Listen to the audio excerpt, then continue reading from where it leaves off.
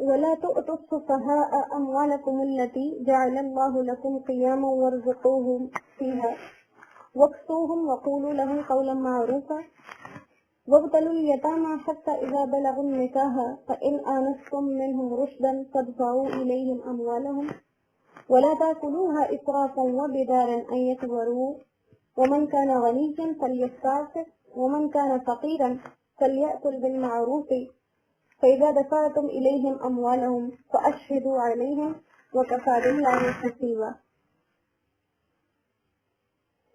ولا تؤتوا السفهاء اور مت دو بے وقوفوں کو اموالکم اپنے وہ مال التی جعل اللہ لکم قیاما جس کے اندر اللہ نے تمہیں ان کا نگران بنایا ہے، جس کے اندر تمہیں اللہ نے ان کا نگران بنایا ہے، وارزقوہم فیہا اس مال میں سے ان کو کھلاتے رہو، وکسوہم اور انہیں پہناتے رہو، وقولوا لہم قولا معروفا اور ان سے کہو معقول بات، عقل والی بات، وابتلوا الیتاما اور ان یتیموں کو آزماتے رہو، پرکھتے رہو، حتی اذا بلغوا النکاح جب وہ نکاح کی عمر کو پہنچ جائیں، فإن آنستم منہم رشدا تو اگر تم ان میں کوئی ہوشیاری دیکھو، فادفعوا الیہم اموالہم تو ان کے مال ان کے سپرد کر دو، ولا تاکلوها اسرافا اور ان کو ضرورت سے زیادہ نہ کھاؤ، وبدارا اور اپنی حاجت سے پہلے، ان یکبروا کہ یہ بڑے نہ ہو جائیں، ومن کان غنیا اور جس کو حاجت نہ ہو، فلیستعفف تو وہ یتیم کے مال سے بچتا رہے، ومن کان فقیرا اور جو کوئی اس مال کا محتاج ہے، فلیأکل بالمعروف تو وہ دستور کے مطابق کھا سکتا ہے، فإذا دفعتم الیہم اموالہم پھر جب ان کے مال ان کے حوالے کرنے لگو، فاشہدوا علیہم تو اس پر گواہ بنا لو، وکفی باللہ حسیبا اور اللہ کافی ہے حساب لینے کو۔ یہاں پر دوبارہ سے یتیموں کا یہ حال ذکر کیا جا رہا ہے کہ اگر یتیم ہیں، ان کا مال بچ گیا تو ان کا مال ان کے حوالے کیسے کیا جائے۔ تو فرمایا ولا تؤتوا السفہاء جس عمر میں ابھی وہ بے وقوف ہیں، بچے ہیں، عقل نہیں رکھتے، سمجھ نہیں رکھتے، ان کا مال ان کے سپرد نہ کیا جائے، کیونکہ وہ بچے ہیں، اس کو ضائع کر دیں گے جس کی وجہ سے خود مفلس ہو جائیں گے۔ تو اسی طرح سے ساتھ میں یہ بات کہہ دی کہ بچوں کو ان کا مال اس وقت تک نہ دو جب تک کہ ان کے اندر عقل نہ آ جائے، اور ان کی عقل کو جو ہے وہ جانچتے رہو، جب ان میں عقل محسوس ہو پھر ان کا مال ان کے سپورٹ کیا جائے۔ اور یہ جو مال ہے اس کی حفاظت کرنا بہت ضروری ہے، جیسے حدیث کا مفہوم آتا ہے، حضور صلی اللہ علیہ وسلم نے فرمایا کہ جو شخص اپنے مال کی حفاظت کرتے ہوئے قتل ہو جائے تو وہ شہید ہے، انہوں سے ایسا ثواب ملے گا جیسے شہیدوں کو ملتا ہے۔ تو مال کو ضائع کرنے سے منع کیا گیا۔ اسی طرح دوسری حدیث کے اندر ارشاد آتا ہے کہ نیک آدمی کے لیے اس کا اچھا اور پاکیزہ مال بہترین متاع حیات ہے۔ اسی طرح سے ایک اور جگہ ارشاد فرمایا کہ جو شخص اللہ سبحانہ و تعالیٰ سے ڈرتا ہو اس کی مالداری میں دین کا کوئی حرج نہیں آتا، یعنی کہ اگر کسی انسان کو یہ معلوم ہے کہ وہ مال والا ہوگا تب بھی اس کے دین میں کوئی خرابی نہیں آئے گی تو ایسا مال جمع کرنے میں کوئی حرج نہیں ہے۔ جب اسے پتا ہے کہ وہ حرام نہیں کمائے گا یا یہ مال اسے سرکشی میں مبتلا نہیں کرے گا، حرام اور ناجائز کاموں میں، تو مال کمانا کوئی غلط بات نہیں ہے۔ پہلے جیسے یہ کچھ لوگ ہوتے تھے تو پرانے دور کے لوگ وہ ایسے اولیاء اللہ تھے کہ وہ صرف اتنا کماتے تھے کہ جس سے صرف ان کی تھوڑا بہت ان کے خوراک کا انتظام ہو جاتا تھا، اور وہ مال کے حساب کتاب کو اپنے لیے بہترین نہیں سمجھتے تھے۔ لیکن اب یہ جو دور آ گیا ہے اس میں انسان کا جو دین ہے اور جو اس کا ایمان ہے وہ اس کی اتنی ضرورت انسان محسوس نہیں کرتا جتنی دنیا کی چیزوں کی طرف انسان کی توجہ ہے۔ اور اگر معمولی سی چیز دنیا کے بارے میں آ جائے، کسی انسان کے سامنے کوئی تکلیف آ جائے دنیاوی، تو انسان اپنے سارے کا سارا دین چھوڑنے پہ بھی تیار ہو جاتا ہے۔ جس حدیث کے اندر حضور صلی اللہ علیہ وسلم نے فرمایا کہ جو تنگ دستی ہے، غریبی ہے، یہ انسان کو کافر بنا دیتی ہے۔ کہ کوئی انسان ہے وہ اس کے پاس مال نہیں ہے تو اپنی ضروریات کے لیے کوئی بھی ایسا کام کر سکتا ہے جو اس کو کفر تک پہنچا دے، جیسے بعض لوگ قتل تک کر دیتے ہیں. تو اس قسم کی جو ہے وہ مال کو جمع کرنا، حلال مال کو جمع کرنا حلال طریقوں کے لیے، حلال کاموں کے لیے، یہ کوئی برا نہیں ہے. حضرت سفیان ثوری رحمۃ اللہ علیہ بہت بڑے جو ہے اللہ کے ولی گزرے ہیں، بہت بڑے حدیث بیان کرنے والے.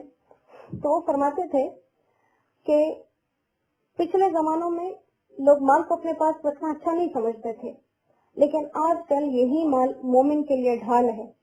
ڈھال کا مطلب کیا ہے کہ اسی مال سے مومن اپنا دفاع کر سکتا ہے. اور ساتھ میں یہ بھی کیا کہا کہ جس کے پاس یہ درہم دینار یعنی کہ جو اس وقت کے پیسے تھے، جس کے پاس یہ روپے پیسے وغیرہ میں سے کچھ موجود نہ ہو تو اسے چاہیے کہ اپنے مال کو مناسب طریقوں پر کام میں خرچ کرے. کیونکہ اب ایک ایسا یہ زمانہ آ گیا ہے کہ اگر انسان کو کوئی ضرورت پیش آ جائے تو اپنی اس ضرورت کو پورا کرنے کے لیے وہ سب سے پہلے اپنے دین کو خرچ کرے گا.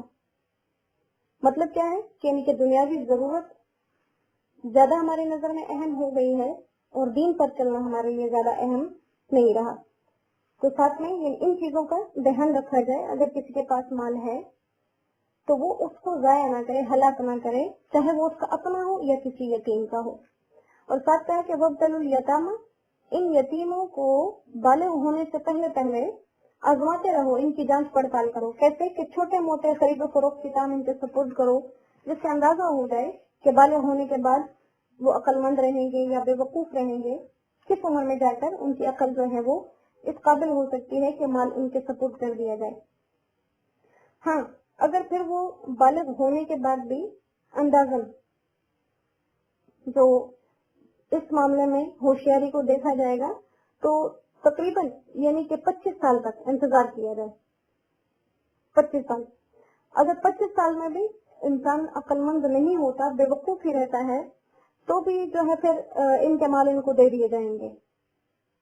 25 سال تک انتظار کیا جائے گا. اگر تو 25 سے پہلے ہوشیار ہو جائیں، عقل مند ہو جائیں تو مال دے دیے جائیں. 25 سال تک کی اگر وہ ہوشیاری ان میں نہیں آتی تو تب بھی پھر ان کو مال دے دیے جائیں گے. ہاں اگر کوئی بالکل پاگل ہے تو پھر ساری زندگی اس کا مال اس کے سپرد نہیں کریں گے، بلکہ اس کے مال میں سے فرمایا کہ کیا کرو، ان کو کھلاؤ بھی اور ان کو پلاؤ بھی. اور ہاں کھلانے پلانے میں میانہ روی یہ اختیار کرو، ایسا نہ ہو کہ اس میں اسراف کرنے لگ جاؤ. تو کیا کہا، وَلَا تَأْكُلُوهَا إِسْرَافًا، ان کے مالوں کو ضرورت سے زیادہ جلدی جلدی نہ خرچ کرو. وہ بیدارن جلدی جلدی یعنی اس ڈر سے جلدی جلدی ان کے مال نہ کھاؤ، یکبروا کہ وہ بڑے ہو جائیں گے. یتیم کا مال ہے آپ کے پاس، اس کو جلدی جلدی خود پہ لگایا، اس پہ لگایا، ختم کر دیا. کیوں کہ یہ بڑا ہو جائے گا تو پھر اپنے مال کا تقاضا کرے گا. تو ایسا اس چیز سے منع کیا گیا. اور ساتھ میں یوں کہا کہ جو شخص کسی یتیم کی پرورش کر رہا ہے اور اس کا مال اس کے پاس ہے تو ومن کا غنیا، اگر وہ شخص خود ایسا ہے کہ مالدار ہے، اس کے پاس مال ہے اپنی ضروریات کو پورا کرنے کے لیے، تو پھر بہتر کیا ہے کہ صرف وہ یتیم کے مال کو اپنے کاموں میں خرچ بالکل نہ کرے. یوں نہ کہے کہ کیونکہ میں اس کی پرورش کر رہا ہوں تو میرا بھی اس کے مال میں تھوڑا بہت حق بنتا ہوگا. ایک قاعدہ قانون بتا دیا اللہ نے کہ جب تمہارے پاس اپنا مال ہے تو یتیم کے مال سے بالکل بچو. ومن کان فقیرا، ہاں جو شخص ضرورت مند ہے اس کو تھوڑی بہت اللہ تعالیٰ نے اجازت دی ہے کہ ایک انسان بالکل فقیر ہم کسے کہتے ہیں، جس کے پاس بالکل کچھ نہ ہو، کوئی ذریعہ معاش نہ ہو، کچھ نہ کما سکتا ہو، تو فلیأکل بالمعروف، وہ اس میں سے اپنی ضرورت کو صرف پورا کرنے کے لیے استعمال کر سکتا ہے. اور ساتھ کیا کہا کہ جب وہ وقت آ جائے جب یتیموں کے سپرد ان کے مال کرنے ہیں تو فَإِذَا دَفَعْتُمْ إِلَيْهِمْ أَمْوَالَهُمْ فَأَشْهِدُوا عَلَيْهِمْ. اتنا کامل دین اللہ نے ہمیں دیا ہے، اتنا کامل دین کہ شک و شبے کی گنجائش نہیں چھوڑی. فرمائے کہ جب آزمائش کے بعد ان یتیموں کے مال ان کے سپرد کرنے لگو تو فَأَشْهِدُوا عَلَيْهِمْ، کچھ اس کے اوپر گواہ بنا لو، نیک لوگوں کو گواہ بنا لو، تاکہ ایسا نہ ہو کہ کل کو کوئی تمہارے خلاف کوئی دوسرا یا وہی یتیم آ کر جو ہے الٹا دعویٰ کر دے کہ اس نے مجھے میرا مال نہیں لوٹایا. تو کیا کہا کہ اس کے اوپر گواہ بنا لو. یہ گواہ بنانا بہتر رہے گا. اور اگر گواہ بنا کر کوئی تم پر الزام لگا دے या कोई दूसरा शख्स उस यतीम के खिलाफ इल्जाम लगा दे तो फरमाया इससे डरो नहीं, वकफा बिल्लाहि हसीबा, अल्लाह ताला के पास हर चीज का हिसाब किताब मौजूद है। तो कहा कि जिस इंसान को अल्लाह ताला के हिसाब का खौफ होगा वो ही नाजायज कामों से बचेगा। लिहाजा ये इब्तिदाई जो आयात है इनके अंदर सारा सिर्फ हुकूकुल इबाद का ही तज़किरा है और यतीमों का जिक्र आया, क्योंकि जिन लोगों के माँ बाप जिंदा होते हैं उनके साथ तो इंसान गलत करते हुए थोड़ा सा झिझकता है क्योंकि बदले का खतरा होता है, और जो यतीम होते हैं वो तो बिल्कुल हमारे ही आसरे पे होते हैं, हम समझते हैं, तो लिहाजा उनके साथ कुछ भी किया जाए तो ये कोई बड़ी बात नहीं समझी जाती। इसी तरह से इस गवाही के बारे में एक बात आ गई कि गवाह बना लिया करो मामलात में गवाह बना लिया करो, जब मामलात करने लगो उनको आपस में लिख लिया करो। तो यही काम जितने भी बड़े उहदों पर लोग काम करते हैं, चाहे वो मसाजिद के हों या मदारिस के हों या हुकूमतों की सतह पर, मुल्क की सतह पर जितने भी लोग हैं, उनके लिए यहाँ ये बता दिया कि अगर उनके पास अपने इतने पैसे हों जिससे वो अपने और अपने बच्चों की जरूरियात पूरी कर सकते हैं तो उनको इजाफी माल लेने की जरूरत नहीं है।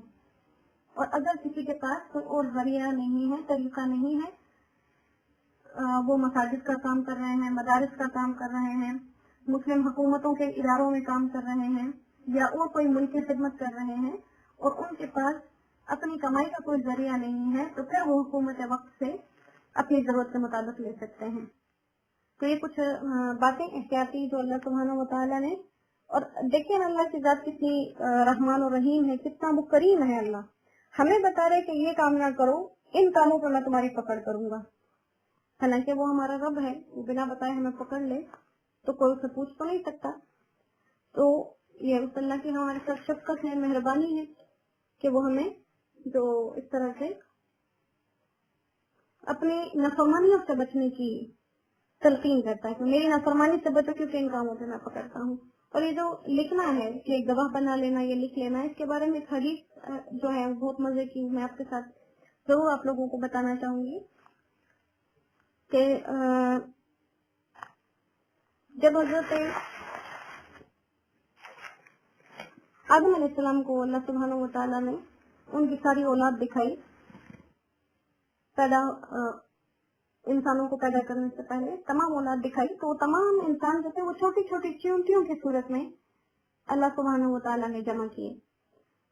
तो हजरत आदम अलैहिस्सलाम ने उन तमाम लोगों को देखा तो देखा कि जो उनमें से उनकी औलाद में से कुछ लोग थे वो चमकदार चेहरों वाले थे। उनके बारे में पूछा कि या अल्लाह ये कौन है जो चमकदार चेहरों वाले हैं? तो अल्लाह सुब्हानहू व तआला ने फरमाया कि ये आपकी औलाद में जो अंबिया आएंगे ये वो हैं। तो हजरत आदम अलैहिस्सलाम ने देखा कि उनमें से एक जो उनके बेटे थे उनकी पेशानी की चमक सबकी पेशानियों से ज्यादा थी। तो उन्होंने अल्लाह से पूछा कि या अल्लाह ये जिसकी पेशानी की चमक सबसे ज्यादा है ये कौन है? तो अल्लाह सुब्हानहू व तआला ने जवाब दिया कि ये आपके बेटे हैं दाऊद, और इनकी उम्र आपके बच्चों में इनकी उम्र कम है। तो हजरत आदम अलैहिस्सलाम ने अल्लाह से ये सवाल किया कि मेरी उम्र कितनी है? तो अल्लाह ने फरमाया आपकी उम्र 1000 साल। हजरत आदम अलैहिस्सलाम ने फरमाया कि मेरी उम्र के 40 साल ये मेरे बेटे को दे दिए जाएं। हजरत दाऊद अलैहिस्सलाम के बारे में फरमाया। तो ऐसा हो गया, मामला तय हो गया। वक्त गुजरता रहा, जब हजरत आदम अलैहिस्सलाम की जिंदगी के 960 साल पूरे हो गए तो फरिश्ता आ गया उनकी जान लेने के लिए, मलकुल मौत आ गए। तो मलकुल मौत से कहा कि वक्त से पहले क्यों आ गए हो? मेरी जिंदगी तो 1000 साल है और भी मेरी जिंदगी में 40 साल पड़े हैं। तो मलकुल मौत ने याद दिलाया कि आपने वो 40 साल आपको याद नहीं है, आपने अपने बेटे को दे दिए थे दाऊद अलैहिस्सलाम को। तो वो अल्लाह सुब्हानहू व तआला का कानून था ना। हजरत आदम अलैहिस्सलाम भूल गए, आपने फरमाया नहीं मुझे याद नहीं है। तो इसके बाद से अल्लाह सुब्हानहू व तआला ने मामलात को लिखना जरूरी करार दिया। हदीस का जुमला आता है वो बहुत बड़े मजे का है कि फनसिया आदम व नसिया औलादहू, यानी ये जो औलाद में भूलने की बीमारी है ना हमारे अंदर, तो ये इसलिए कि हजरत आदम अलैहिस्सलाम को अल्लाह सुब्हानहू व तआला ने भूल के अंदर मुब्तला किया था। تو ایک چھوٹی سی بات تھی جو آپ لوگوں کے ساتھ کرنا مجھے اچھا لگا اس حوالے سے کہ ہم معاملات کو لکھتے کیوں ہیں تاکہ کوئی انسان بھول نہ جائے اس چیز کے بارے میں. تو اللہ سبحانہ و تعالیٰ کا احسان ہے, آج کا سبق ہم نے مکمل کیا. اللہ اس پر ہمیں عمل کرنے کی بھی توفیق عطا فرمائے, اور انشاءاللہ آپ لوگوں نے اس کو سن لینا ہے, ترجمے کو دوہرا لینا ہے. اس کے ساتھ ساتھ اگر ہو سکے تو اگلی 3, 4, 5 آیات کو پڑھ لینا, صرف آیات کو پڑھ لینا ہے, تاکہ جب میں یہاں آیات پڑھوں تو آپ کو پڑھنے میں دقت نہ ہو, اٹکنا محسوس نہ ہو. اس کو مطالعہ کہیں گے. اگر ہو سکے تو آپ اگلی جو ہے وہ 3, 4 آیات کا مطالعہ کر لیں. ان سبق کو بہترین انداز سے, جو بات آپ کو لگتی ہے آپ کے لیے اہم ہے, تو اس کو آپ اپنے پاس لکھیں, کسی رجسٹر کے اوپر, کسی کاپی کے اوپر, اور انشاءاللہ اس کو سن کے اچھی طرح سے اپنے ذہنوں میں بٹھا لیں. اللہ سبحانہ و تعالی ہمارا سننا اور سنانا قبول کرے. وآخر دعوانا الحمدللہ رب العالمین. مختصر سی دعا مانگیں گے کیونکہ قرآن پاک کے بعد مانگی جانے والی جو دعائیں ہیں وہ رد نہیں ہوتی. تو انشاءاللہ آپ لوگ ادب کے ساتھ جو ہے وہ دعا کے لیے ہاتھ اٹھا لیں.